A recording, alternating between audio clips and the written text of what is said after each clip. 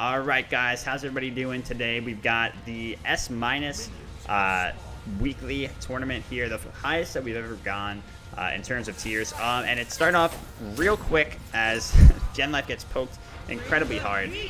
Wow, a lot of damage. That's Mazarites joining us once again. Hello, how's it going? So this tournament is a big shakeup because we have Bancrofts allowed. The only thing that's banned on its own is Bracer, because I think that item is disgusting and it's just not fun. Oh, this should be a dead. Oh, no, he doesn't have a jump after all, so he's gonna be able to get out of that with the help of a nice Aegis there. Yeah, it does expand the Aegis, but Blood Wolf did use his Sunder, although he did miss, so about an equal trade, I'd say. Yeah, that's true. I didn't even notice the Sunder coming out. Probably because I was still trying to fit in the intro. My bad on being late on it, you guys. We've had the worst time today trying to get things ready for the tournament because Twitch, the site that I stream on has been down all day. Or not all day, but at the exact time that check-ins began. So people couldn't get in to check in, and people that wanted to sign up last minute couldn't get in. So it was a whole shit show, and I was trying to reach out to people all over the place. But it looks like we actually got a great turnout for this one, around 30 entrants, which is, a little bit above our standard. So it's looking quite good. A lot of people wanted to try out this S minus tier and below, which is the higher tier gods, not the highest, not the most broken gods, but the some of the absolute most dominant gods in the high tier. Yeah, definitely very excited to see some higher gods being played. We get to see a lot of new gods like Serqet and Agni, who were previously banned out. Yeah, and speaking of Serqet, Serqet's actually one god that I think is probably it could be the best pick in this tournament. It depends who she's going into because she's very volatile. She's got such an explosive early to mid game, even late. I mean, she's so just explosive and crazy dominant in all stages of the game. Such a great dual god overall, but she's got some matchups where she really falters. So I think she could potentially be the best pick in this tournament. I agree completely. Serqet, a very strong pick, always has a lot of damage early game and late game, able to one-shot her opponent with a passive. But one thing she does struggle with is wave clear. But Blood Wolf is doing an excellent job here of just pressuring the Agni Gen Life. Oh yeah, he should and definitely comes be out dead here. I don't know what he was thinking, sticking around with that little mana. Oh my god, he's still alive, and Blood Wolf is... What? I can't even believe this. Blood Wolf might go on this just out of tilt right now, and you never want to do that. So he should think otherwise. Very smart of him. That hurts though. That's a shot to the pride right there. Having the enemy just walk up in front of you like that, and you mess up the kill to take him down. I think what Blood Wolf was doing was anticipating the dash straight away, and then trying to jump. For sure, like trying to jump afterwards. But Gen Life being very patient, trying to, I don't know, phase out the Blood Wolf, trying to move around and just dashes away. And unfortunately, Blood Wolf can't capitalize off that, surviving. We'll see how the matchup goes, but at the moment, Blood Wolf doing a very good job of putting a lot of pressure. But as this game goes on, I do think Agni definitely excels. So we'll see what happens. Yeah, excellent response from Gen Life here. From that ultimate and just to every initiation that the Serqet has, so quick to dash away, predicting the Serqet 2, that taunt there, which is so potent and starts up the entire combo for it, sets up into a near one-shot at pretty much all percents. Is just it's so important to be able to see that coming to try to counterplay it. A lot of damage coming out, but Blood Wolf so mobile and that Serqet being able to escape. Ooh. Oh, the ult in response. Wow, that is really crazy, actually. I think both players are going to get out here, though, after all. What an intense engagement. Yeah, the Aegis saving the Agni in that situation. Incredibly intense, very fun. Yeah, yet again, 2 Aegis saves here so far for Gen Life. A lot of times people pick up this active and they don't actually make the best use out of it. But against Serqet, you have so... did he just dash that? Allowing it to regen a ton of health. And now he finds himself in a tough spot because Blood Wolf's coming through. Oh, Gen Wolf might just go down here unless Blood Wolf doesn't see him. Oh, I can't believe he couldn't. Wow, didn't notice. That's crazy. As soon as he looked right at his backing animation, like what he might not see is the Agni, going over to the alleyway there, just like sneaking through there. But the giant backing animation, yeah, you feel like that had to be right there in his face. Yeah, I guess it's hard to see exactly what we're seeing. We're seeing from yeah, it's true. It might have been the angle just completely distorting. Bloodwolf missing the taunt, and the taunt is a huge tool which Serqet needs to be landing in order to confirm her damage.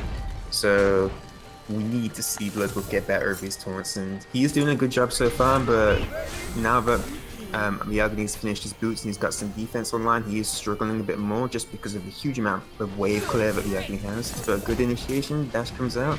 Oh, Wolf's gotta be careful. He doesn't want to go down here before it. And Gen Life does go down as well, though. No lifesteal from those autos against the wave with the Bancrofts that it otherwise would have actually probably saved him there. It was that close. But, of course, 100% anti-heal on the Serqet. And you gotta note, of course, the Serqet is very strong in this meta right now because of that anti-heal against Bracer as well and Bancrofts. And you factor in that both of those items are such an important part of magical... Magical Gods games, and pretty much everyone's games when it comes to Bracer. It makes her so potent. In this tournament, of course, Bracer not allowed, however, so that's one strength of hers just off the table. Yeah, for sure, and I definitely do like the Bancross pickup, even though Serqet's ult does counter lifesteal. Just the raw power which Bancross brings at an early stage for a very cheap price. I think the Bancross pickup definitely is still worth it. Oh yeah, for sure. For sure. For sure. So, Serqet, when I was talking about things that she might falter in, though, like I said, arguments could be made that she's the best pick around for this tournament. I think that gods like Agni, maybe not so much Agni himself, but the better mages that can kite. Oh my god, this might be real bad. So just misses. I can't even believe. Yeah, so these better kitey mages can really just expend all of Serqet's options, and if she doesn't get the kill after she's all in, you know, they can have a great response, and of course they can also just rack on damage as the Serqet is trying to make her, you know, close the gap to them. So as long as she doesn't get that one shot off, the mages will be able to repeatedly just batter her as she gets towards them, and that's really the Agni's job here, and you see Gen Life doing such a great job of it. Yeah, agreed. I definitely like Bloodwolf's build so far. He's gone for that early tier 2 defense, the Silver Talisman, just to mitigate some of the damage coming out with the pure power coming out from the Agni with the Bancroft's talent. And then he's gone into a Titan's Bane to counteract that Breastplate of Valor, which the Agni's picked up third item. Good choice, and I'd like to see him go into more penetration and finish that Silver Talisman into... Yeah, that's going to be key, yeah. I'd like to see him pick up a Pestilence as well, just to counteract the lifesteal which the Agni is getting on the way with that Bancross talent. Yeah, exactly, because a lot of Serqets won't recognize to build into, oh, this could be bad, but he jumps in time, but I think that tick damage with one more auto, nope, doesn't even need it. Agni's wow. passive coming in clutch there with that extra tick damage, and Bloodwolf can't attack it. Yeah, and as you can see, sorry, now as you can see, I'm losing it, Moss. But the Agni, the Serqet, like I was saying, she has to still go into anti-heal. You can't rely entirely on that ultimate because it's not always going to be up for every engagement. And Serqet, in the later stages of the game, has to settle for poke damage a lot of the time, even in the early game when she doesn't have that ultimate available, and you don't want the mage to just heal all that back up. So getting that Pestilence online is so crucial, and it's a big part of her assassin style game to make sure that poke damage is relevant. A lot of damage coming out. Oh wow. My god, he's actually dead. Actually just exploded into flames. Agni completely destroying and using his kit perfectly, doing a huge amount of damage, and we're in danger zone now because Gen Life is snowballing at this point, and Serqet from behind is a bit scary because Serqet relies a lot on burst damage, and when you're behind, it's very hard to get that huge amount of burst damage she needs to 100 to 0 the Agni.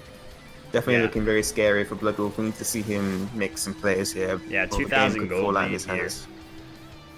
That's not what you want to see, especially against Agni, a god that can just blow you up in the late game, especially if you don't have the defense mounted to combat it. And as we see with Blood, and as we were both mentioning, it really should have been his time to go the full defense item here.